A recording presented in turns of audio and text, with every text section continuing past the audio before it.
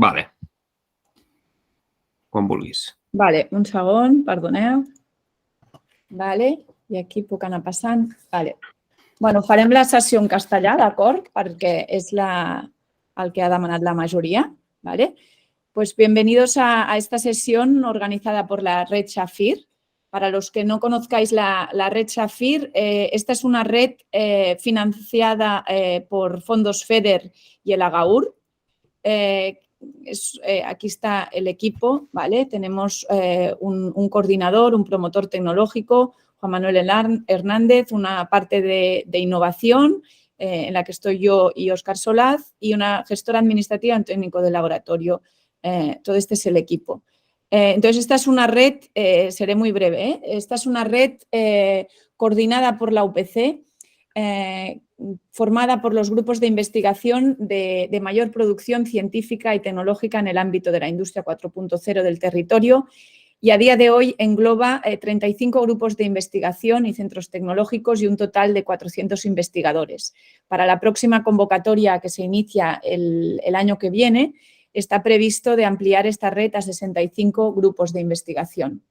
La finalidad de esta red, aquí tenéis los grupos a día de hoy, disculpad, veis, tocan tecnologías clave de la industria 4.0, tenemos LEITAT, CVC, UAB, CTTC, Eurecat, el IRI, CIM UPC, I2CAT, Universidad de Girona y algunos grupos de la UPC, como os contaba, y tocan tecnologías clave de la industria 4.0, como serían, pues, disculpad que voy pasando, como serían, pues, la robótica, la visión artificial, el Internet of Things, inteligencia artificial, simulaciones, ciberseguridad, planificación avanzada, 5G, fabricación aditiva, Big Data, sistemas incrustados, ¿de acuerdo?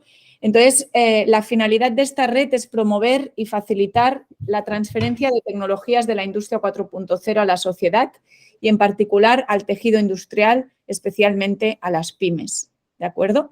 La visión de la red es, a largo plazo, convertirse en un agente disruptivo clave de la transformación del tejido industrial en Cataluña mediante la implantación masiva de tecnologías de la industria 4.0 en el sector productivo, convirtiéndose en un referente europeo de la cuarta revolución industrial. ¿Vale? Entonces, tenemos aquí una presentación muy larga. Tenemos una pata, sobre todo, de promoción destinada a estar en contacto con asociaciones empresariales, redes de innovación, clústeres, cámaras de comercio, promoviendo, pues, todas las capacidades de los grupos de investigación, pero paso rápidamente, disculparme, para ir a la parte de valorización en la que se enmarca esta sesión de hoy. Estamos presentes en ferias, congresos y la parte de innovación, simplemente lo que quiero es que veáis que lo que tenemos es dos líneas principales de actividad, ¿vale? Que sería la formación en emprendeduría, transferencia de tecnología y valorización, formación en industria 4.0 y luego toda una serie de ayudas para ayudar a hacer llegar los resultados de la investigación a mercado, ¿vale? La red puede financiar a los distintos miembros que forman parte, pues puede financiar tanto estudios de patentabilidad como estudios de mercado, roadmaps tecnológicos, estudios de posibles empresas licenciatarias, planes comerciales y en la parte ya en que se quiere crear una spin-off, constituir una spin-off, pues podemos financiar tanto asesoramiento legal como mentorías, business plans, búsqueda de inversión y búsqueda de, bueno, venture builders, ¿de acuerdo? Entonces, la sesión de hoy se enmarca en esta parte de formación y tiene por título, pues, superando las barreras en la implementación del IoT. Será llevada a cabo por Oriol Rius. Oriol Rius es mentor, consultor, formador y speaker. Es experto en ámbitos como el Internet of Things, el Internet of Things industrial, cloud computing, ciberseguridad, industria 4.0, metodologías ágiles y equipos distribuidos. Oriol tiene más de 30 años de experiencia como técnico y más de 25 años emprendiendo Y tiene un perfil pues, muy interesante que combina tantos conocimientos técnicos como experiencia empresarial. Ha montado varias empresas, ahora os lo explicará, y ha diseñado arquitecturas e instalado soluciones machine to machine, Internet of Things, por lo que ha visto pues, numerosos casos y experiencias. Y en esta sesión de hoy compartirá su conocimiento y experiencia sobre los factores clave a tener en cuenta para que los proyectos de IoT acaben de forma exitosa y cuáles son los bloqueadores de éxito y las barreras que tienen los clientes a la hora de adoptar estas tecnologías. Entonces, paso la palabra a Oriol, sin entreteneros más. Entonces, Oriol, si te parece, paro de presentar y a ver si tú sale la presentación. Muy bien, entiendo que me estáis escuchando y que me estáis viendo, aunque sea en un rinconcito. Y voy también a empezar a compartir la pantalla. Perfecto, deberíais ver, vamos a decir, la portada que habéis visto antes también, ¿sí? ¿Correcto? A ver. Sí, perfecto. ¿Vale? Perfecto, muchas gracias.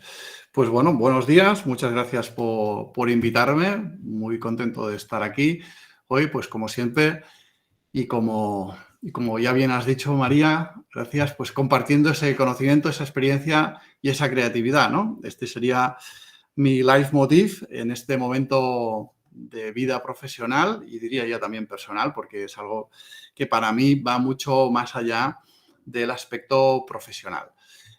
Como bien decía María, pues tengo una larga trayectoria tecnológica y de emprendedor, pero lo más importante que tenéis que tener claro es que es una carrera de pasión, una carrera, vamos a decir, fundamentada en la vocación. ¿Y por qué os sigo hablando de mí y os comento todo esto? Porque al final, cuanto más conozcáis de mi persona, pues también más fácil será saber qué os podéis llevar de esta charla, ¿vale? Por desgracia no os tengo delante y conoceros me va a costar un poco más, pero sí que os voy a pedir, por favor, que en cualquier momento, cualquier cosa que explique, me podéis interrumpir, me podéis parar, me podéis hacer preguntas, ya sea desbloqueando el micrófono o ya sea en el chat. Mis compañeros, si yo no me doy cuenta, seguro que me lo van a decir y me van a decir, oye, tal persona está preguntando tal cosa y os voy a intentar responder al momento. En cualquier caso, intentaré también dejar espacio al final para que podáis preguntar, pero no os cortéis. Y una cosa que quizá no os han dicho nunca en una charla y es, sed muy egoístas. Es decir, todos habéis venido aquí porque os hace ilusión llevaros alguna cosa, o porque tenéis algo en mente, o porque queréis saber más de la materia, o porque estáis enganchados en un problema. Entonces, solo depende de vosotros que os lo llevéis, no de que yo lo diga. Es decir, si no me lo decís, si no me comentáis cuál es vuestro deseo, vuestra preocupación, vuestro interés, es muy difícil que por azar yo os lo diga. ¿Vale? Por lo tanto, aprovecharlo. Como somos de números, ¿no? Al final estamos en una rama muy científica, pues aquí tenéis un poco mi resumen personal en números. Si sois más, estáis más enfocados en, vamos a decir, en la parte de negocio, pues aquí tenéis algunos de los clientes que ya han confiado en mí. Esto solo es una pequeña muestra. Honestamente, yo creo que esto podría ser de más de 100 logos, ¿vale? Es decir, son ya muchísimos años en el mercado y viviendo de mi pasión, por suerte.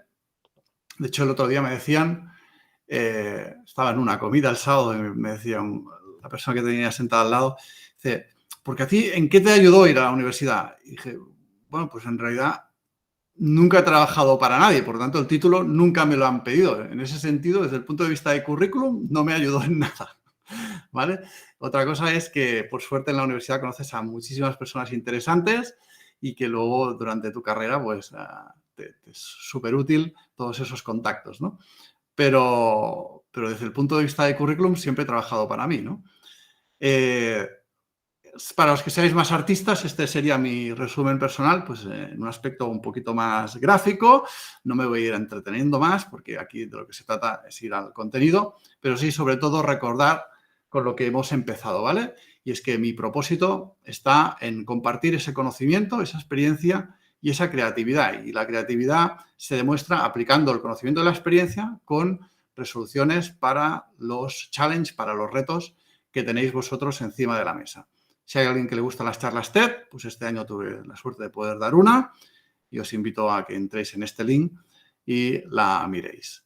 Vamos ya al contenido, como decía hace un segundo, y empezamos con un contexto que seguro que todo el mundo tiene, y es que es esto del Internet of Things, pero me permitiréis que insista en la palabra enabler, la palabra habilitador. El Internet de las cosas no es más que un set de tecnologías que habilitan, vamos a decir, la interactividad, ¿vale? La digitalización del mundo físico con, vamos a decir, la posibilidad de interactuar con el mundo físico a través del ciberespacio, a través del mundo virtual, ¿vale?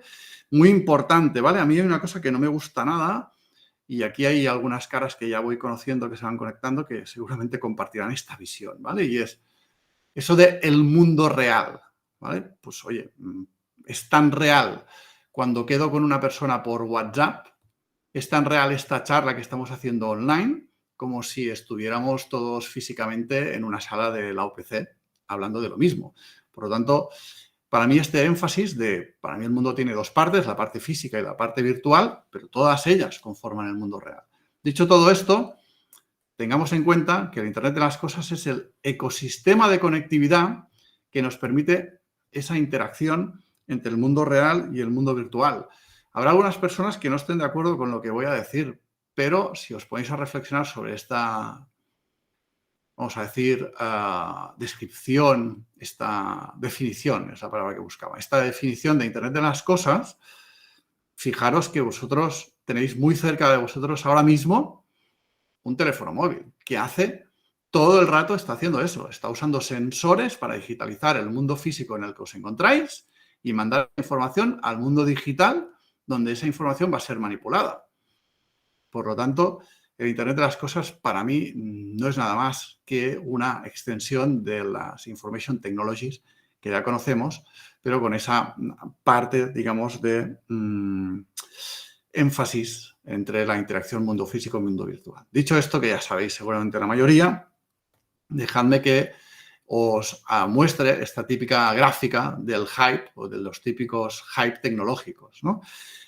Más o menos el pico de hype que tuvo el Internet de las cosas pues fue al final de la década pasada y hay gente pues que ha confundido la típica desilusión que hay después de la subida en que esto del Internet de las cosas, al final esto fue un bluff, una burbuja que se hinchó. Bueno, perdón, esto es lo que pasa siempre en cualquier tecnología que se presenta. Y bajo mi punto de vista, para aportaros valor, yo creo que ahora mismo el Internet de las cosas se encuentra más o menos por aquí, ¿vale? ¿Y por qué digo en un rango tan amplio? Pues porque depende muchísimo de dónde lo estamos aplicando, de dónde se está usando el Internet de las cosas, porque el Internet de las cosas en sí mismo, lo que nos deberíamos preguntar es, ¿existen los proyectos de Internet de las cosas?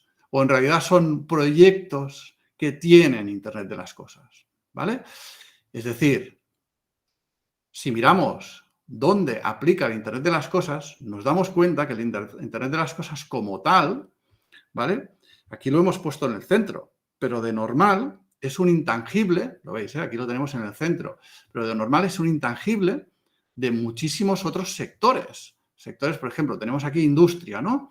Pues bien, el Internet de las cosas o el Industrial Internet of Things, pues es evidente que es, vamos a decir, parte de esta revolución industrial, de esta parte de la manufacturera, etcétera. Muy bien, pero vamos a decir, no es el objetivo, pasa desapercibido. Por lo tanto, hay muchísimos proyectos de Internet of Things industrial que no son proyectos de Internet of Things como tal, ¿vale? Sino que tienen como nombre o como definición cosas muy diferentes. De hecho, esta semana vamos a decir que estoy de enhorabuena o estamos de enhorabuena porque en un proyecto en el que he estado vinculado, yo diría los últimos 2 años casi ya, falta muy poquito para cumplir 2 años en ese proyecto, pues hemos sido nominados por unos premios de Industria 4.0 organizados por Enginyers de Cataluña, ¿vale? Enginyers.cat. Esto lo sabremos el viernes, a ver si hemos ganado con nuestro proyecto o no. Pues bien, es un proyecto de Industry 4.0, de Industria 4.0, donde no aparece en ningún rincón la palabra Internet de las cosas y hay Internet de las cosas por todos los rincones, al igual que hay Machine Learning, al igual que hay robótica, al igual que hay muchísimas otras tecnologías que nombraba en la presentación a María y que no son el destino final del proyecto, sino que son herramientas para el proyecto. Dejadme que os presente brevemente esta página porque quizá no la conocéis y está muy bien, porque a mí cuando me hablan de Internet de las cosas yo siempre les digo, bueno, hay que aterrizar esto, ¿vale? Les comento un poquito lo que estábamos hablando ahora mismo entre todos. Bien, pues si nos vamos, fijaros, voy a entrar en esta página web que tenéis aquí, ¿vale? iotnow.com/World of IoT. ¿Y por qué os enseño esta página? Porque fijaros en un detalle. Esto no es una imagen estática. Es una imagen que es navegable. Si yo pincho en industria, yo puedo ver dónde se está aplicando Internet de las cosas en el sector de la industria, qué grupos de aplicación hay, ¿vale? La manufacturación, la distribución, agricultura y minería, tipos de aplicación diferentes y cosas. Si sigo avanzando, pues aquí tengo descripciones y aplicaciones hasta empresas líderes de cada uno de estos grupos que he ido comentando. Súper, súper, súper interesante. Os lo recomiendo mucho que tengáis este recurso siempre bien localizado porque os va a permitir, vamos a decir, navegar, bucear dentro de las diferentes áreas de aplicación de Internet de las cosas y conocer los referentes, porque muchas veces nos metemos en áreas donde no conocemos el landscape de empresas, no conocemos quién domina el mercado ni cuáles son las tendencias tecnológicas. Dicho esto, ya tenéis el primer takeaway, el primer recurso que os podéis llevar en la charla. Voy a deciros tres cositas, seguramente hay más, pero me ha gustado destacar tres cositas, tres características que tienen los proyectos que incluyen Internet de las cosas. Fijaros, aquí os he puesto, es muy importante y para mí esto es, vamos, súper importante, no solo importante, súper importante, ¿vale? Tenemos que dar valor a los usuarios y a los clientes. Y cuidado, los usuarios y los clientes no siempre son los mismos. Es decir, a veces hay un cliente que no es nuestro usuario del producto. Esto pasa mucho, por ejemplo, en educación. Quien paga el curso muchas veces son los padres y quien accede a la educación muchas veces son los hijos. Por lo tanto, el usuario, los hijos, los clientes, los padres. Pero hay otras áreas en donde esto también pasa muchísimo. Sobre todo si miramos, si hacemos zoom dentro de la empresa, muchas veces el cliente, el que toma la decisión, no es el que finalmente será usuario de la herramienta de Internet de las cosas. No sé si conocéis el concepto de VUCA, pero en breve pues os lo describiré un poquito más, pero muy importante, nos encontramos en un entorno con un alto nivel de incertidumbre, ¿vale? Lo comentamos en un momento. Y además, cualquier proyecto de Internet de las cosas es un proyecto que implica una gestión del cambio compleja. Muy, muy, muy importante este punto. También lo veremos con un gráfico de una doctora francesa que realmente nos cambia la forma de entender la gestión de los cambios, que muchas veces se hace por intuición y no todo es intuición. Hay veces que necesitamos también un poco de teoría que hay que aplicar y hay que convertir en práctica. Dicho esto, ¿cómo el Internet de las cosas nos va a dar valor o va a traer valor a nuestros usuarios y al final también a nuestros clientes? Pues bien, no es ningún secreto, todos lo sabemos, ¿no? Esto lo vamos a hacer a través de los datos, ¿sí? Pero, cuidado, cuando hablamos de datos, los datos al final no es donde van a percibir el valor, sino que son solo el primer elemento de la cadena, ¿eh? Es decir, partimos de un mundo real que puede ser físico y que puede ser digital, recabamos una serie de datos de este mundo, ¿sí? Es decir, digitalizamos, pero esto no es información, hay que darle un nivel más de profundidad. Cuando convirtamos estos datos en información, será cuando podamos responder el quién, el qué, el dónde, el cuándo. Importante este nivel de profundización de los datos. Y evidentemente, hoy en día, pues estamos inmersos en una carrera que va mucho más allá, ¿no? Es decir, convertir la información en conocimiento, convertir ese conocimiento en esa, vamos a decir, comprensión profunda, ¿vale? Del cómo al por qué, ¿sí? Esto, no sé si conocéis a Simon Sinek, es una de las personas de referencia mundial que trata este tipo de temas. Y seguidamente, pues entramos ya en un nivel que pocos llegan, ¿no? Muchos hablan de él, pero pocos realmente llegan a esa capacidad, ¿vale? De generar ese wisdom que dicen en inglés, ¿no? Esa capacidad de evaluar, de innovar. Eso nace de un conocimiento súper profundo del sector en concreto. Aquí os dejo un ejemplo, no me voy a entretener en él, ¿vale? Pero esto pues, os puede servir luego si queréis miraros los slides para profundizar un poco más en un ejemplo concreto de esto. Esto es un ejemplo basado en un negocio de parkings, pero igual lo podéis aplicar donde queráis. Y voy a seguir haciendo referencia a ese entorno VUCA del que hablábamos antes, ¿no? Es decir, los entornos VUCA, para los que no estéis familiarizados con el término, son entornos que son altamente volátiles, con un alto nivel de incertidumbre, con una complejidad importante y que además acostumbran a ser ambiguos, ¿vale?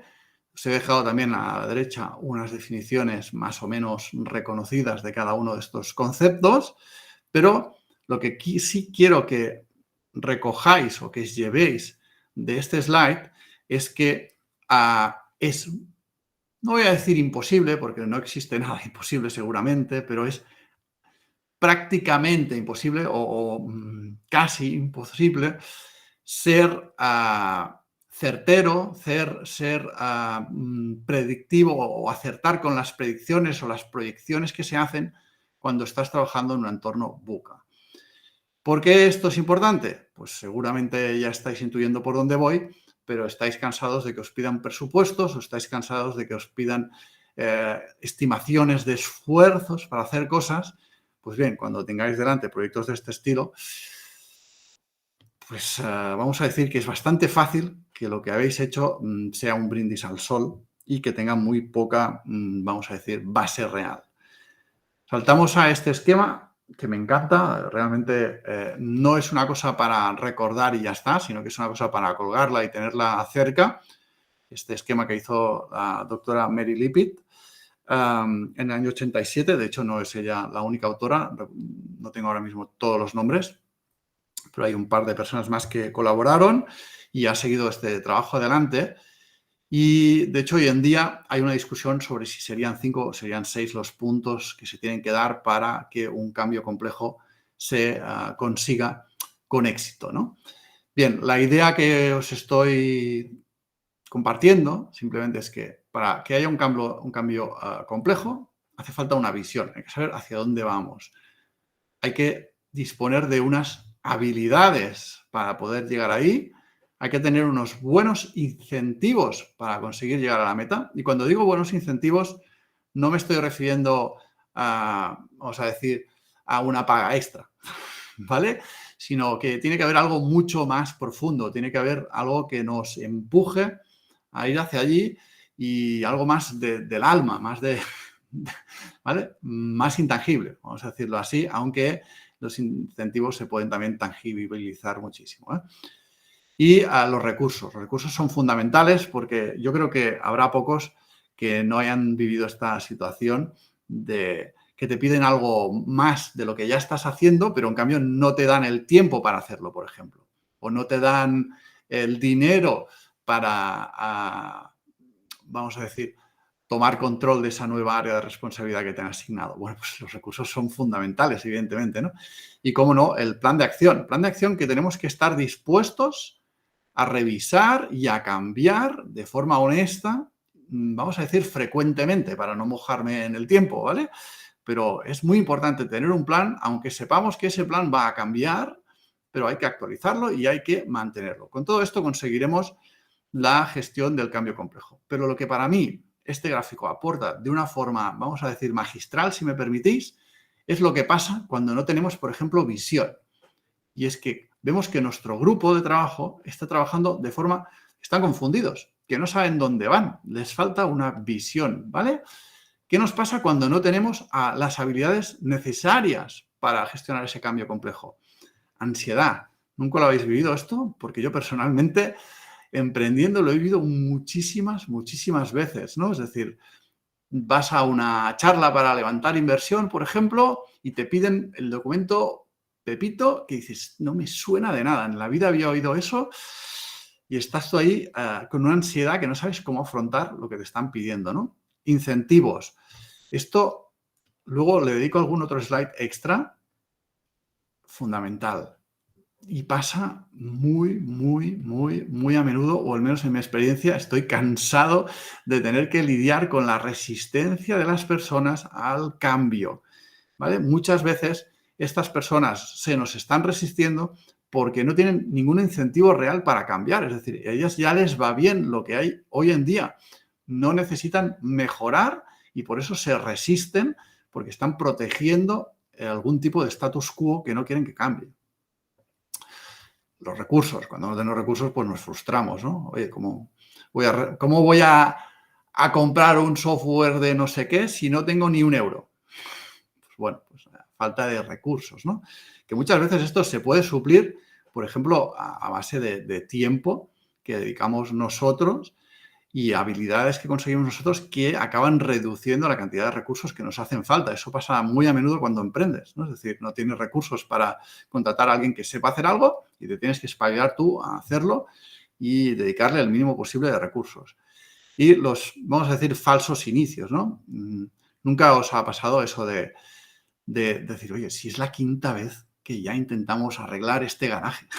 ¿Vale? Esto pasa mucho en casa, ¿no?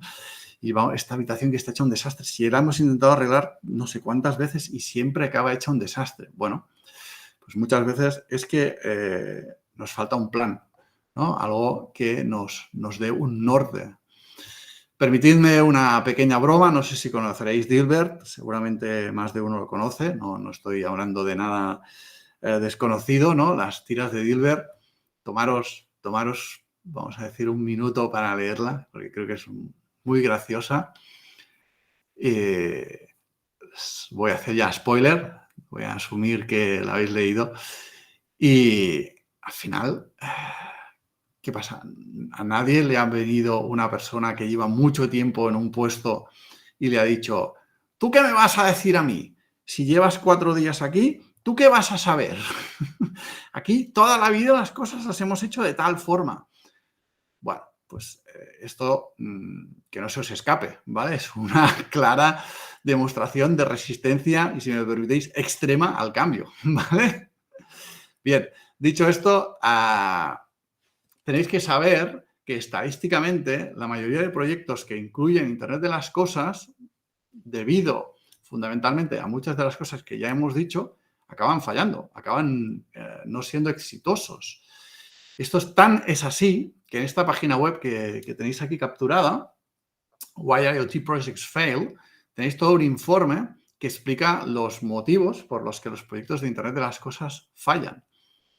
Y ya hemos dicho que pues, tienen esas 3 características, ¿no? Las de VUCA, las de gestión del cambio complejo y las de que deben aportar valor, que ahí tienen mucho peso. Pero si os leéis el report, veréis que el report básicamente hace como 3 grandes categorizaciones de por qué fallan los proyectos. Por temas relativos a sacar valor de los datos, por, vamos a decir, incapacidad de gestionar las tecnologías que se están implementando, porque son tecnologías muy nuevas, etcétera, etcétera.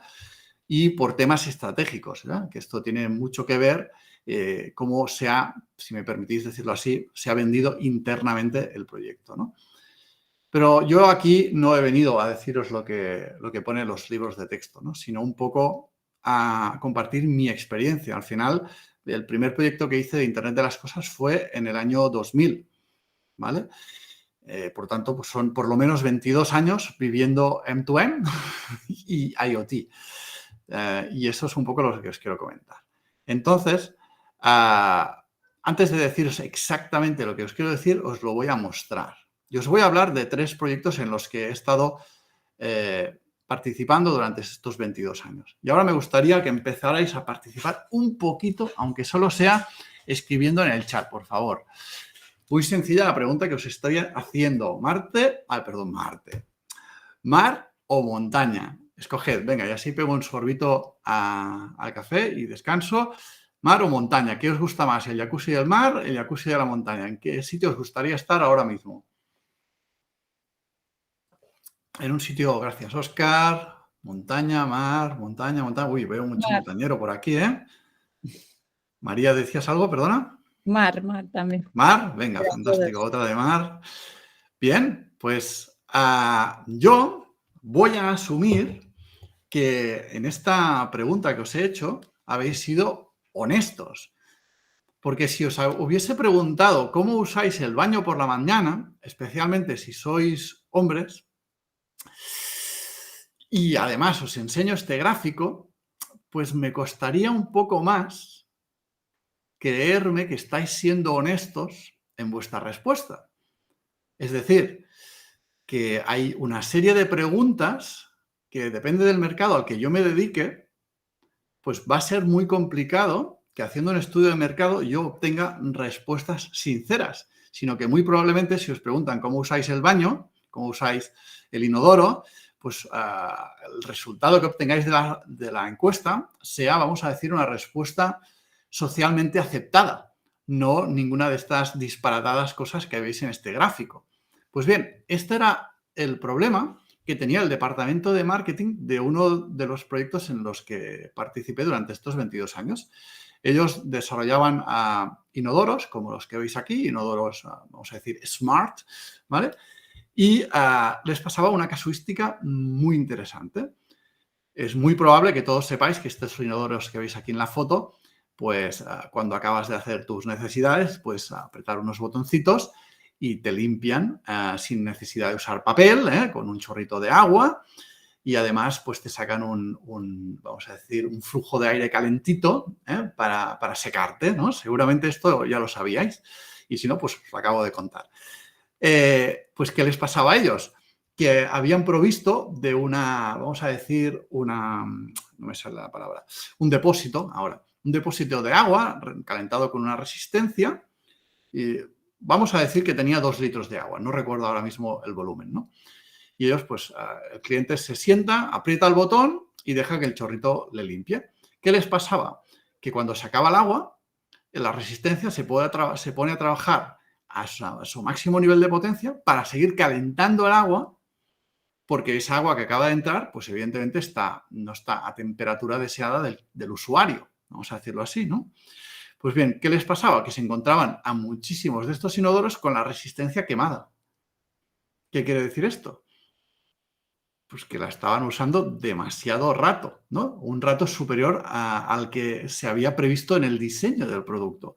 Pero en cambio, cuando ellos hacían encuestas de uso, todos, vamos a decir, que usaban un tiempo razonable la función de limpiado con el chorrito. Es decir, no, yo pues, lo uso máximo 1 minuto. Dices, hombre, si lo estuvieras usando 1 minuto, no quemarías la resistencia. ¿Vale? Pues bueno, al final, ¿qué le pasaba a ese departamento de marketing? Pues le pasaba que no conseguía entender cómo los usuarios usaban los inodoros, vamos a decir, smart, ¿no? ¿Cuáles eran las funciones que realmente quería y necesitaba el cliente? Bueno, vamos a otro proyecto. En este otro proyecto, vamos a decir que habían 2 empresas, ¿vale? La empresa que tenía la línea de producción y la empresa que se dedicaba a hacer, vamos a decir, la gestión del mantenimiento de las líneas de producción. Esto se hacía a través de una aplicación y básicamente, hasta que se hizo el proyecto de integración, cada día la empresa que tenía las líneas de producción abría unas 2.000 incidencias altamente técnicas a la empresa que hacía los mantenimientos. Las personas que llamaban desde la empresa de producción, pues eran personas que estaban trabajando con la línea y que tenían un conocimiento profundo de la línea, porque se pasaban el día ahí. Pero las personas que recogían las llamadas telefónicas con las incidencias, pues eran, vamos a decir, personas de perfil bajo, que trabajaban en un call center, que no tenían para nada formación técnica y que cuando les describían un problema de que tal cosa se había enganchado, pues la otra apuntaba lo que podía de lo que había entendido. Por lo tanto, había un nivel de confusión muy alto entre las 2 partes y de ahí salió el proyecto de integración, vamos a decir, de que todas las incidencias que se reportaban en la línea de producción pasaran automáticamente a la aplicación de gestión de los mantenimientos. Bueno, un proyecto donde había una parte de IoT, pero mucha otra parte pues, tenía más que ver con la integración de los datos. Este proyecto es un proyecto muy interesante, muy divertido, una empresa catalana con más de 30 años construyendo máquinas para cortar piedras, máquinas como las que veis aquí en la foto, aunque esta no es suya, tengo que mantener, vamos a decir, el anonimato de la empresa, pero se podría ser perfectamente una de sus máquinas. Habían vendido pues miles de estas máquinas durante más de 30 años en más de 100 países de todo el mundo. Y básicamente lo que hicimos en este proyecto es desarrollar toda la electrónica, porque pues durante más de 30 años de máquinas, pues las máquinas había desde no tengo ni PLCs, no tengo ni autómatas, ni electrónica, solo mecánica, hasta PLCs súper avanzadísimos con un montonazo de sensórica, ¿no? Y queremos monitorizarlo todo en un montón de sitios donde no sabemos ni siquiera qué tipo de conectividad diversa vamos a poder tener. Perfecto. La pregunta sería, ¿realmente qué tenían en común estos proyectos que os he comentado y desde el punto de vista del stopper, ¿no? Es decir, ¿cuál fue la característica que hizo que estos proyectos, vamos a decir, no acabaran o no fueran como deberían ser? Pues bien, dejadme que vaya hacia atrás muy rápido. Este proyecto no se acabó realizando después de haber diseñado pues, un sistema con 72 sensores, bueno, una cosa alucinante, ¿vale? No acabó funcionando porque el departamento de informática, cuando se enteró de que el departamento de marketing estaba montando todo este proyecto para solucionar una serie de problemas, dijo, esto lo tenemos que hacer nosotros, no se puede subcontratar externamente, aunque nosotros no tengamos ni idea, esto no puede seguir adelante, y lo, vamos a decir, vetó. Y este proyecto no acabó saliendo nunca.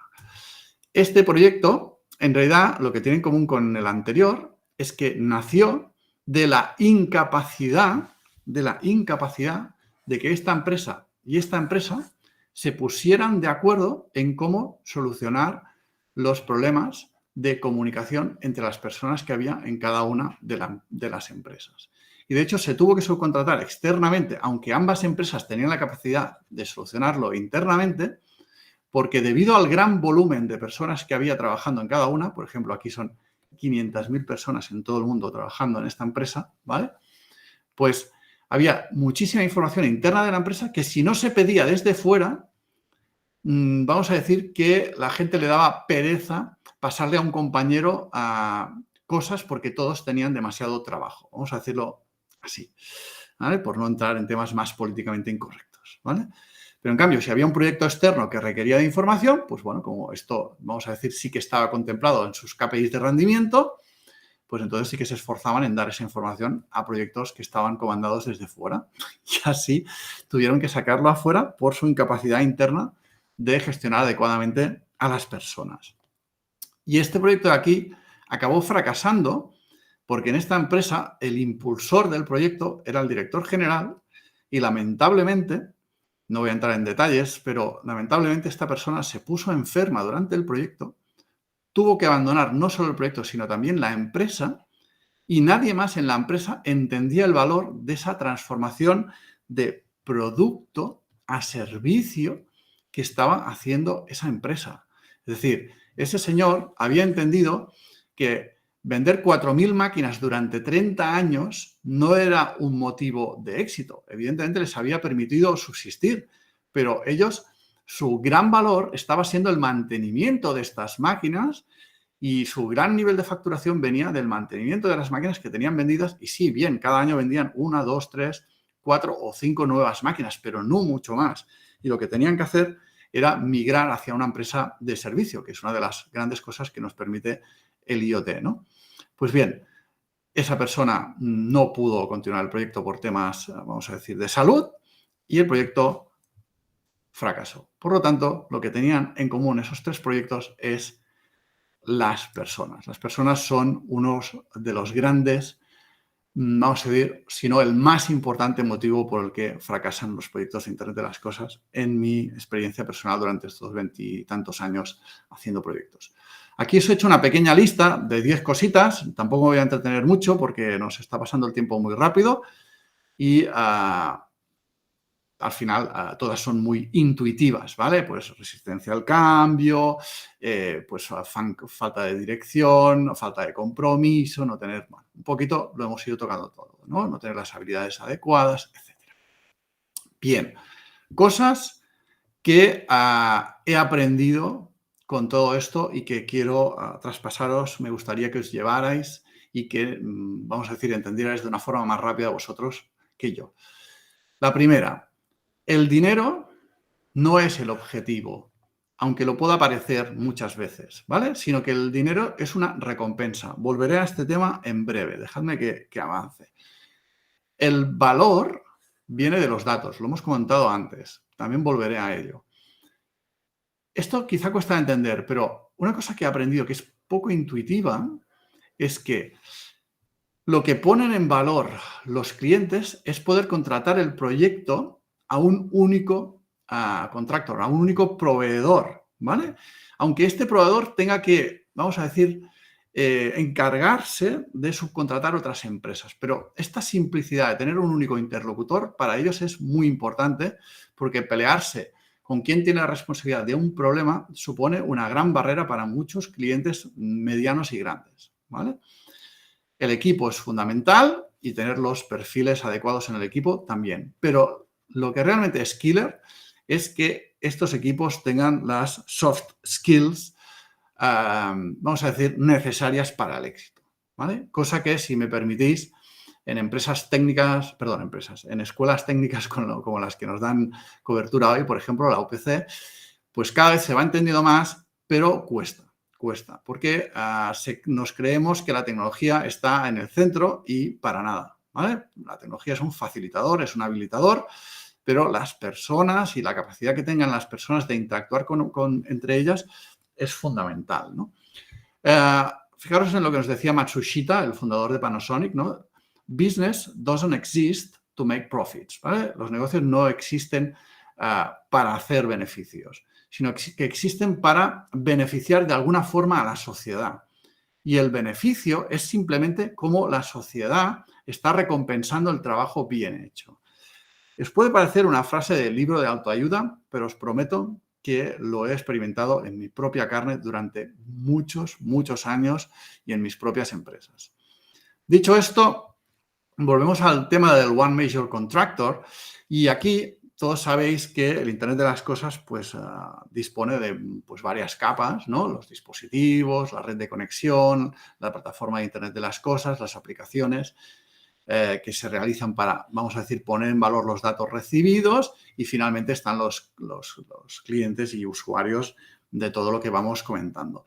Pues bien, aquí hay una frase de trasfondo que me gustaría, más que una frase, un background de trasfondo que me gustaría compartir, ¿no? Y es que cuando el cerebro recibe un exceso de información o esta es contradictoria, reacciona de una forma o de una manera ansiosa, lo que provoca que la persona se aferre solo a una parte de la información y olvide otros datos igualmente importantes y complementarios. Y con eso se avanza. Y este es uno de los grandes problemas, que el Internet de las Cosas es altamente complejo, es altamente volátil. Cuando una persona no está, vamos a decir, formada adecuadamente, es difícil que tome las decisiones adecuadas y cuando esto además sucede en diferentes capas, como veis aquí, pues ya las posibilidades de fracaso pues ya se multiplican por millones, ¿no? Voy a saltarme esto y os lo voy a dejar más como apuntes, ¿no? Sería una pequeña lista en función de las capas de los tipos de perfiles típicos que nos hacen falta para Internet de las Cosas. Pero el tiempo nos está pasando muy rápido y estas son cosas que, si realmente tenéis el problema, pues podéis volver a ellas y os podéis llevar el dato que os interesa, ¿no? Y, por ejemplo, la lista de skills raros que nos hacen falta en el IoT, la importancia de estos skills y la dificultad de encontrar, esta sería la lista de skills y la dificultad de encontrar, la importancia de los skills y la dificultad de encontrarlos en el mercado, ¿no? ¿Por qué? Me interesa, sobre todo, mostraros que esta pequeña lista de soft skills que estaría bien que cuando montéis un equipo penséis cuáles tenemos y cuáles tenemos que mejorar, porque si no va a ser complicado que avancemos adecuadamente. Por ejemplo, es muy importante trabajar o tener la capacidad de trabajar entre equipos. Si no, o sea, un proyecto de Internet de las Cosas implica sí o sí trabajar con varias partes de la empresa a la vez o con varios proveedores a la vez. Por lo tanto, esto es fundamental, ¿no? También se ve en este segundo punto. Hay que saber, vamos a decir, hacerte tuyo el proyecto del cliente, ¿no? Este engagement, este compromiso con el cliente, más allá de las tecnologías que se hayan escogido, más allá de las arquitecturas que se hayan propuesto, hay que estar comprometidos con el cliente. Hay que ser curiosos y hay que permitirse, vamos a decir, cambiar durante el proceso, ¿no? Las tecnologías no son nada más que un medio para el fin, ¿vale? No son el fin, cuidado, ¿vale? Porque a veces nos pensamos que hay que poner no sé qué, no, hay que poner no sé qué, no, ¿para qué hay que poner no sé qué? Y el no sé qué a lo mejor luego será no sé cuántos, ¿vale? Bueno, habilidad interpersonales importantes, hay que ser un jugador de equipo, hay que ser ágil, no con el sentido de metodologías ágiles solo, sino en el sentido de no estar semanas para responder cosas que son bloqueantes. Mente curiosa, lo que decíamos ya también, multidisciplinario, eso de, no, es que yo estoy especializado en tal. Bueno, pues ahora tengo que hacer Pascual, o sea, pavila. No afraid, no, es decir, no ser negativo, ¿vale? No coger miedo, hay que ser un poco valientes también, ¿no? Y, bueno, hay que entender que no estamos en un nicho popular, no estamos en un nicho, vamos a decir, súper conocido. Hay que adaptarse constantemente y hay que tener la capacidad de, vamos a decir, insistir, de proseguir, de meterle ganas e insistir. A continuación, me quedan súper pocos minutos, no sé cuánto tiempo extra puedo tener, no me habéis interrumpido. A mí me queda ahora mismo una lista de herramientas que creo que os pueden ir muy bien. Y son todas sacadas de la experiencia. Por ejemplo, el Internet de las Cosas está lleno de pilotos. Pues bien, cuidado, porque un piloto y una prueba de concepto no son lo mismo, ¿vale? Una prueba de concepto se va a centrar en validar una funcionalidad. Un piloto tiene que tener una parte de la funcionalidad, tiene que ser confiable esta parte, tiene que ser usable y además alguien la tiene que querer, ¿vale? Cuidado, porque muchas veces nos perdemos aquí y eso no es un piloto, esto es una prueba de concepto, ¿vale? Seguidamente, lo que decíamos de los entornos VUCA. Cuando estamos en entornos de este tipo, pues evidentemente dejar de usar metodologías en cascada nos va a ayudar muchísimo. Al final lo que hace una metodología en cascada, una de las cosas que hace es definir cuál es el alcance y el valor que queremos aportar y a partir de aquí decidir cuál es el tiempo y el presupuesto que nos hacen falta para conseguirlo. Pero claro, si el entorno es VUCA, como decíamos antes, pues las cosas hay que darles la vuelta y es no sé dónde llegaré, pero sé que dispongo de este tiempo y sé que dispongo de este presupuesto. Y luego ya evaluaré dónde he llegado, ya sacaré mis conclusiones, pero lo más importante de un entorno VUCA, sobre todo, es aprender. Y una de las herramientas que me gustaría que os llevarais es este toolkit, ¿vale? Desarrollado por una universidad italiana, creo que es el Politécnico de Milano, si no me falla la memoria, que tiene este toolkit, que es, vamos a decir, todo un juego para definir proyectos y productos de Internet de las Cosas. Muy recomendable, muy chulo y os puede ayudar muchísimo a trabajar la definición de los proyectos y seguimiento de los proyectos con el cliente. Hay que trabajar muchísimo la mentalidad de éxito con vamos a decir, con los miembros del equipo y hay que tener pues el mindset adecuado, ¿sí? Lo que decía aquí, ¿vale? Hay que tener claro cuál es el valor que queremos, los valores y el valor también, ¿vale? Que queremos aportar. Hay que permitirse cambiar de opinión. Hay que ser, vamos a decir, los hechos empíricos y los datos empíricos pues nos tienen que guiar, no nos tenemos que dejar llevar por nuestros bias, ¿no? Por nuestros sesgos. Hay que adaptarse, pues no hay que fiarse de los agentes del cambio como tal, sino que hay que comprobarlo. El compromiso y la diligencia, permitirse hacer errores y aprender de ellos y recuperarse rápidamente. Seguro que esto os lo han dicho muchas veces y es muy difícil de llevar a cabo en los proyectos, ¿vale? Pero bueno, que sea muy difícil no quiere decir que es lo que tengamos que resolver. No nos olvidemos de las cosas básicas por culpa de todo lo que os he dicho. ¿Qué quiero decir con esto? Os voy a contar una anécdota real que me sucedió en un proyecto. Era una empresa que se dedica a la fabricación de puertas de ascensor y fue muy divertido porque nos encerraron en una habitación y nos dijeron, os vamos a contar lo que nosotros esperamos de nuestro proyecto de Internet de las Cosas, tal cual, ¿eh? Y os tenía muy claro que eso era un proyecto de Internet de las Cosas. Básicamente es convertir sus puertas de ascensor en puertas de ascensor con Internet de las Cosas. Hemos definido perfectamente lo que queremos en cada fase y en función de las preguntas que nos hagáis, vamos a decidir qué proveedor nos quedamos. Bueno, se pasaron 1 hora y media de reloj explicándonos todo lo que ellos esperaban de sus smart doors, vamos a decirlo así, ¿vale? Y dijeron, bueno, bien, ahora os toca a vosotros preguntar. Yo les dije, bueno, me vienen a la cabeza miles de preguntas, pero creo que solo hay una que es relevante y que no he visto que tuvierais respondida en lo que lo que nos habéis expuesto. Y les dije, yo no soy experto en ascensores, pero creo que todos los que estamos aquí hemos cogido un ascensor y muchos de nosotros también habremos entrado en un ascensor con el móvil. Y lo que nos ha pasado muchísimas veces es que tal cual hemos empezado a subir o a bajar, se nos ha cortado la llamada. Y eso me dice, a mi intuición le dice, ¿no?, que es altamente probable que en los ascensores no haya cobertura de móvil. Por lo tanto, la pregunta que yo tenía para estos señores era muy sencilla y es, ¿pero en vuestros ascensores que queréis conectar tenéis cobertura o qué tipo de conectividad tenéis? Y dijeron, ¡ay! Bueno, claro, sí, estos son 28 países, no sé cuántas centenares de miles de ascensores, bueno, ¿qué digo? Centenares de millones de ascensores, centenares de miles es lo que producían por año, y nadie se había preguntado si había cobertura, ¿vale? Pues cuidado, no nos olvidemos de lo básico.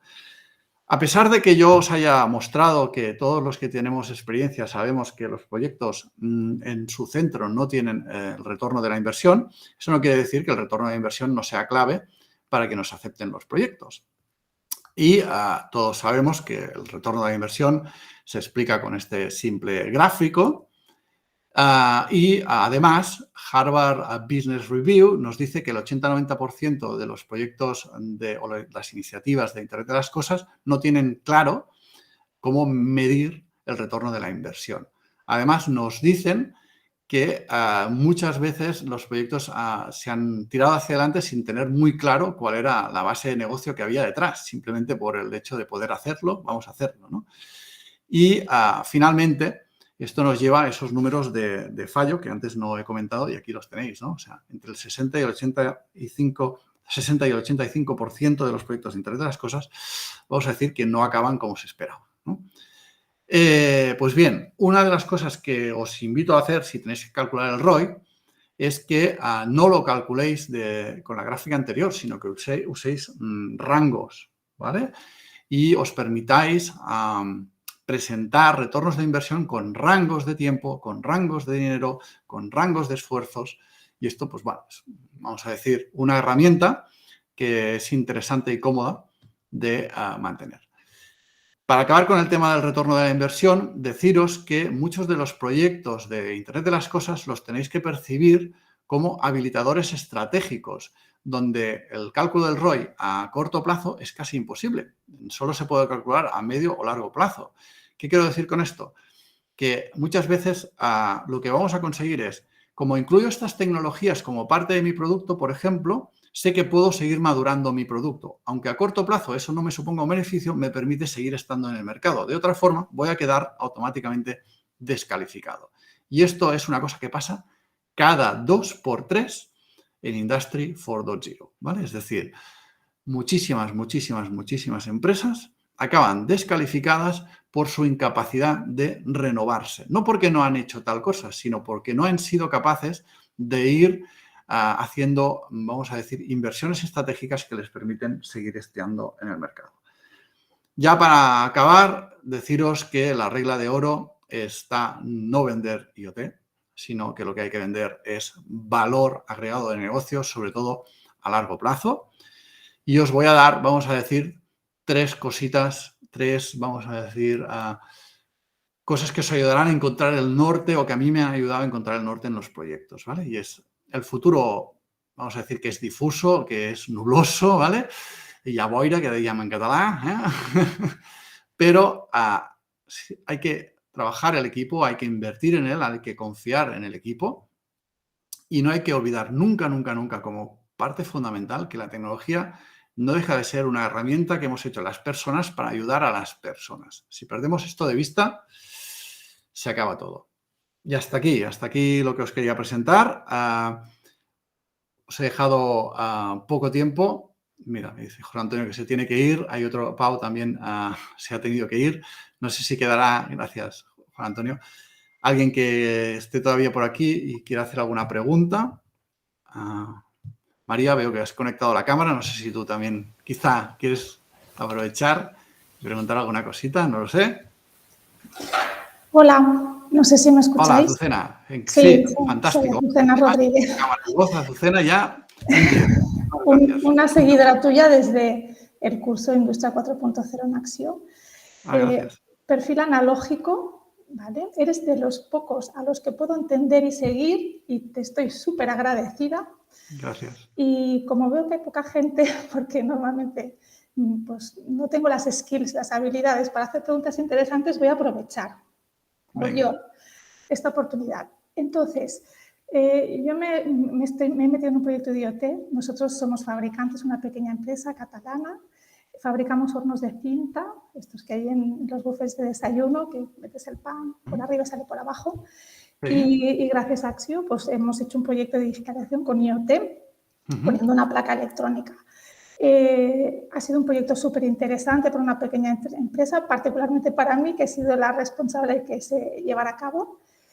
Y una de las cosas que más dificultad he encontrado como perfil analógico que intenta, porque todas esas habilidades de Merilipid creo que tenemos todas, salvo las skills y los recursos, es decir, que estamos ahí entre la angustia y la frustración permanentemente, pero todo lo demás lo tenemos, es entender a los perfiles digitales.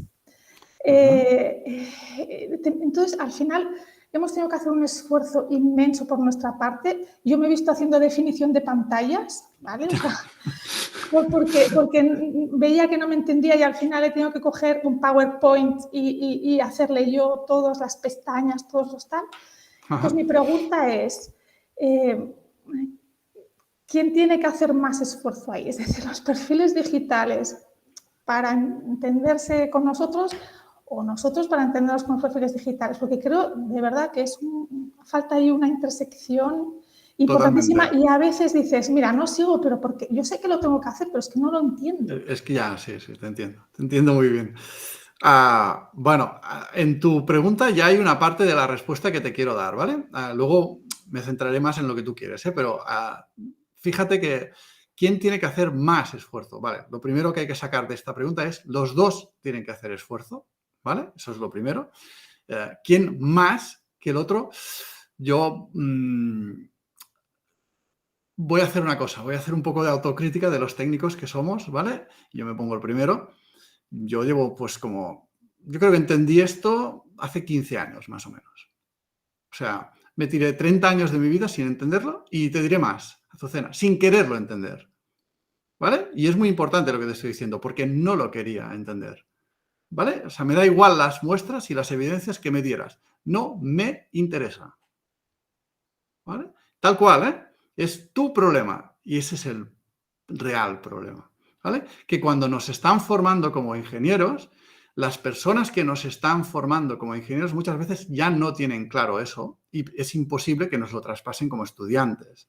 Y además nosotros como estudiantes, que ya haces lo mínimo que tienes que hacer para que te den el 5 y que te dejen tranquilo, por lo menos era mi caso, pues tampoco es que te vayas a quedar con un comentario que no entra al examen. Por lo tanto, eso te pasaba totalmente desapercibido y si alguien me lo dijo, Pues yo hasta los 30 años nunca le puse ningún tipo de atención. Por lo tanto, decirte que desde el punto de vista de los técnicos hay que humanizarse muchísimo más. Hay que entender que la tecnología es una herramienta y no es un fin. Eso que he dicho un par o tres de veces en la charla, pero que ha quedado ahí y ya está. No. Hay que hacérselo entender, y hay que hacérselo entender quiere decir que hay dinámicas, hay juegos, hay formaciones, hay muchísimas herramientas a su alcance, que sería fantástico que tuvieran la suerte de que alguien se las mostrara, porque en cuanto lo vean, su vida va a cambiar. ¿Vale? Y luego, ¿qué podemos o qué pueden hacer los que no son técnicos para ayudarnos? Pues primero, paciencia, evidentemente. Y lo segundo, que podrías decir, esto está dentro de lo primero, lo voy a poner aparte, y es humanidad. ¿Vale? Hacerle entender que yo creo que todos queremos entendernos. Lo que pasa es que el otro no lo ve. Ahí, mira, tengo a María levantando la mano y a Francisco y yo aquí enrollándome. No sé si te ha ayudado un poco, Azucena. Hay herramientas como las que he dicho antes, y cierro con esto, para que se lo lleve a Azucena. Lo que te he dicho, espera, voy a ir al slide, perdóname, a María y Francisco. Esta herramienta te puede ayudar mucho para entenderte con ellos. Y esto que te has visto tú haciendo pantallas, si lo ves como, es que yo no debería hacer esto. Sí, Azucena, tú deberías hacer esto. Porque ellos no lo pueden hacer por ti jamás. Jamás. Solo tú lo puedes hacer, porque tú lo vas a hacer y te vas a equivocar. Y ellos necesitan, en base a lo que tú has hecho, evolucionarlo y entre todos, entre tú y ellos, sacar lo que realmente te hace falta. ¿Vale? Y yo siempre le digo a mis clientes, píntalo aunque sea en una servilleta de papel, pero píntalo. ¿Vale? Porque si no, no te voy a entender. Vale. Gracias, Azucena, por la paciencia y perdonad, Francisco y María, que me enrollo como una persiana. A ver, muy breve, yo solo quería comentar que bueno, que está muy interesante, Oriol, muchas gracias. Yo estoy en proyectos de gestión del cambio, de transformación, y totalmente esto que has explicado tú de lo importante, ¿no?, que es que esto va de personas, de tener una visión clara. O sea, es el CEO de la empresa, es la dirección la que tiene que estar alineada con estos proyectos, porque es la que tiene, o sea, de ser top-down, para que realmente toda la organización vaya alineada en esto. Comentabas un tema de la dificultad a veces de dos departamentos de una empresa que se hablen entre ellos, y que poner a un externo pues a veces facilita estas cosas, ¿no? Si tienes a la dirección alineada, pues esto se transmite, ¿no? Al final es un cambio de cultura de toda la organización, ¿no? Y por tanto, y luego necesitas también el talento. Por tanto, es importante detectar, ¿no?, esas personas que tienes dentro de la empresa que te van a facilitar eso más, o si no, buscar fuera, ¿no?, ese talento. Y la necesidad también de tener un plan de acción concreto que cambia con el tiempo, pero que al menos lo has de hacer. Y la necesidad también de ir midiendo, ¿no? Hablabas también del tema de, pues, que al final has de iterar, ¿no? Ir aprendiendo, ¿no? A medida que haces pruebas, intentar tener algunos KPIs, ¿no?, para todas estas pruebas piloto. Y nada, decía Azucena esta pregunta de que es difícil, ¿no?, poner a hablar bueno, está este gap, ¿no?, digital que se habla entre generaciones, pero al final yo creo que también hablando en términos de cómo la tecnología, cómo esos cambios pueden impactar al negocio, yo creo que es una manera de mantener ese diálogo, ¿no?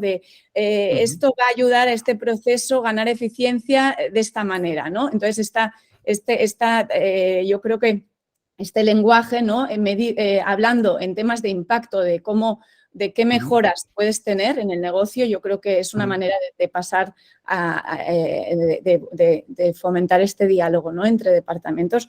Y bueno, muy interesante todo lo que has dicho. Seguramente Francesco quiere decir más cosas, ¿no? Paso la palabra a Francesco, que seguro que tiene cosas interesantes. Solo una palabra de lo que hablabas, María, son los incentivos importantes, ¿no? Sí. O sea, ¿para qué servirá esto? Francesco, encantado de saludarte. Hacía mucho tiempo que no sabía de ti. Bueno, todavía sigo aquí haciendo robots, ¿vale? Fantástico. Pero Me ha gustado mucho la charla y creo que muchas de las cosas que has comentado sobre IoT se pueden aplicar a muchos más temas de tecnología, ¿no? Seguro. Por esto has hecho mucha énfasis en la parte de tecnología y todo esto. Y me ha gustado también la parte de paradigma, por ejemplo, entre Waterfall y Agile, ¿no? Basado sobre esto, ¿tienes algún truco que puedes explicarnos de cómo hacer que no todo fuera agile, basado sobre el trend? Porque, bueno, dependiendo de quién, hay muchas personas que se focalizan más en lo que le gusta, ¿vale? Porque como estamos hechos como personas y las personas últimamente creen cada vez menos en las organizaciones, pero más en el crecimiento personal, que me Sí, parece correcto y es siempre lo que a mí me gusta, hasta me gusta, pero quieren siempre descubrir algo que no han hecho, ¿vale? Y como la Agile, pero muchas veces tú necesitas algo de cascada, ¿no? Waterfall o lo que ya, sea, ¿vale? ya. Y entonces, ¿tienes Sí, tengo algún un truco, truco tengo un para... truco para ti. Bien, por favor. Mira, no, cuidado, ¿eh? Yo el truco te lo comparto porque a mí me funcionó, ¿vale? Es más, te voy a dar los apellidos y todo de dónde y cuándo me funcionó. A ver si encuentro el slide. Da igual, no pasa nada. Da igual el slide. Mira, el truco es... yo empecé, por ejemplo, Nexiona es la última compañía que yo he co-creado junto con Jaume Rey y Joan Nut, ¿vale? Nexiona.com, que creo que también la conoces tú, Francesco. Pues bien, en Nexiona, cuando no teníamos clientes, empezamos a desarrollar la plataforma con Scrum, ¿vale? Agile puro. ¿Qué pasó? Empezamos a tener clientes y no había manera, porque claro, no teníamos nunca tiempo para los clientes, porque estamos haciendo otra cosa, ¿vale? Y claro, eso no puede ser. Entonces, lo que hicimos es dejar Scrum y migrar hacia Kanban, ¿vale? Cuidado porque mucha gente confunde Kanban con un board de Kanban. Y bien, sí, Kanban usa un board, pero Sí, sí. Kanban es muchísimo más que un board, ¿vale? Y dentro de la metodología de Kanban, cuando tú tienes que hacer estimaciones, en principio no se pueden hacer estimaciones, ¿vale? Sino que lo que busca Kanban es saber cuál es tu velocidad de crucero. Una vez tú conoces tu velocidad de crucero, lo que haces es aplicar Monte Carlo y haces proyecciones, ¿vale? Entonces, cuando te llega un proyecto o tienes que poner un número, dices, a ver, yo creo que estos son estas partes, ¿vale? Y estas partes son, pues, a nuestra velocidad, tanto tiempo. Sí. Y esto es lo que en Nexiona nos funcionó, ¿vale? De hecho, a día de hoy, que han pasado 10 años, ¿vale? Todavía funciona. Lo que sigue ahí incrustado es esto. Yo ahora mismo en Nexiona estoy como externo, pero veo a mis compañeros en Nexiona que siguen haciendo esto. Yo solo estoy haciendo de consultoría para ellos. Que al final, esto lo decía muy bien Azucena, que quizá no se lo he dicho, pero sí que lo ha dicho María, y es cuando muchas veces la figura de mediador o de consultor o de llámalo como quieras, hay que dar con la persona, también es verdad, ¿eh? Yo no digo que yo soy el más perfecto y tal, porque también tengo mis fracasos, como todo el mundo, ¿eh? Pero sí que hay personas que ayudan a dinamizar un entorno y hacen que todo funcione bien, ¿no? Y hay otras personas que, en cambio, pero volvemos, ¿no? Como tú decías, Francesco, a personas, ¿no? Sí, sí. Pero bueno, mi regalito para ti era Kanban más Monte Carlo. Monte Carlo. No sé si... A mí me fue súper bien, ¿eh? Pero súper bien, de verdad. O sea, no te puedes imaginar el hecho de decir, con un 80% de seguridad, en tal fecha tendremos tal cosa. Y, oye, no se iba. Mucho no se iba. Mucho. ¿Vale? Y eso lo conseguía, ¿vale? Con engagement. Si no había engagement, no había eso. Es Pero decir, esto siempre. En el sitio sin engagement no hay empresas. No. Correcto. Pero bueno, yo he tenido de cliente Corte Inglés por hablar de alguien que sé que no me van a decir mucho si hago mal, ¿no? O sea, yo estaba en Corte Inglés y tuve que preguntar si había algún tipo de relación entre Corte Inglés y vamos a decir, y el funcionariado, ¿vale? Porque había momentos en que no entendías que esas personas estuvieran asalariadas por una empresa. Porque realmente todo eran excusas para no estar. O sea, yo había ido a Madrid a reuniones que no había nadie, no sé cuántas veces. Y decía, pero bueno, ¿esto es una broma o qué? O sea, que yo me he ido de Barcelona a Madrid, he perdido todo el día para una reunión que no está la gente que me ha convocado. ¿Qué está pasando aquí? Sí, porque lo ven más como una tarea más que tienen que hacer respecto al día a día que les gusta y que no. Entonces, bueno, Bueno, y los Sí. incentivos pueden ayudar, pero la mayoría de las veces Sí, el problema es mucho más incrustado que esto. sí, pero hay que ir más allá, ¿eh? O sea, cuando hablo de incentivo no estoy hablando de un día libre o de 10.000 euros, ¿vale? Sino que estoy hablando de, y también lo ha dicho muy bien María, ¿eh? Es decir, yo me dedico a esto y el hecho de tener tal proyecto va a facilitar mi día a día, me va a hacer más cómodo mi trabajo, ¿vale? O sea, hay muchos tipos de incentivo que no son necesariamente, vamos a decir, materiales, ¿no? Sí, pero a veces ahí yo creo en la teoría de la ignorancia, ¿no? En el sentido, hay mucha gente que, por ejemplo, lo mismo que hemos hablado ahora mismo, hay mucha gente que en determinadas organizaciones no entienden esos discursos porque No, no lo ven. Pues entonces, a no, veces hay que forzar un poco la máquina para que sí, después lo vean. Y sí, cuando sí. lo ven, después lo aceptan y dicen, hostia, estaba bien, pero al principio hacen la guerra, ¿sabes? Sí, si me permites, para cerrar la conversación, una herramienta clave para lo que estamos comentando tú y yo Sí, son las retrospectivas. Me compré un libro que si queréis os lo busco, si tiene interés para vosotros, que me cambió la forma de hacer retrospectivas vale, sí. y es realmente... espera, que dejo de compartir y así me despediré con el libro si queréis. Es realmente espectacular porque al final tú haces retrospectivas, vamos a decir, por intuición, ¿no? Y cuando le pones metodología al trabajo, pues la intuición mejora mucho, ¿no? Porque si con intuición ya lo hacías, imagínate con algo de idea, ¿no? Estoy abriendo el Kindle, ¿eh? No es que me haya olvidado de vosotros, es que tarda su tiempo. Y realmente, pues me dio herramientas para poder, vamos a decir, no ir con la hoja en blanco y, bueno, ¿qué te ha parecido? No, sino, oye, pues mira, estas son las preguntas que tienes que hacer en estos momentos, qué tipo de retrospectivas, cuándo tienes que dedicarle 15 minutos a retrospectiva y cuándo 15 días, ¿vale? Porque hay veces que la retrospectiva se parece mucho más porque a lo mejor estás a punto de cerrar la empresa y nadie está haciendo una retrospectiva, todo el mundo se está quejando y está diciendo lo mal que lo hacemos, ¿no? O al revés, lo bien que lo hacemos y lo tontos que son los clientes porque no nos compran. Dices, bueno, da igual, o sea, tú lo que tienes que hacer aquí es aprender, que al final es la clave, ¿no? Project Retrospectives. Voy a hacer una cosa. Yo creo que lo más fácil es... Vale, sí. Voy a compartir de nuevo la pantalla para que veáis el libro.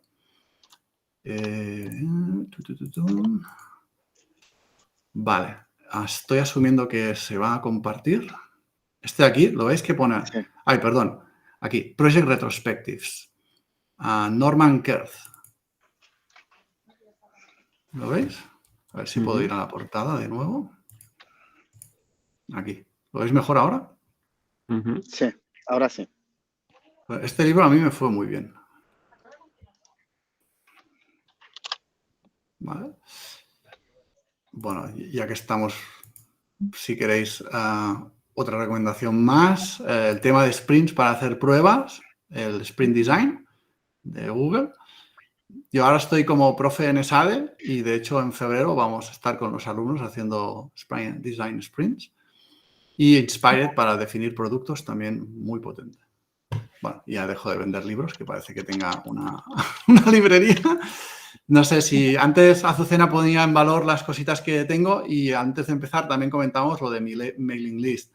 Si os gustan temas de Industria 4.0, pues mira, aquí, oriolrex.me/mailing, os podéis suscribir a mi lista de correo. Cada semana os mandaré un vídeo de 10 minutos sobre algún tema relativo al futuro del trabajo o la Industria 4.0.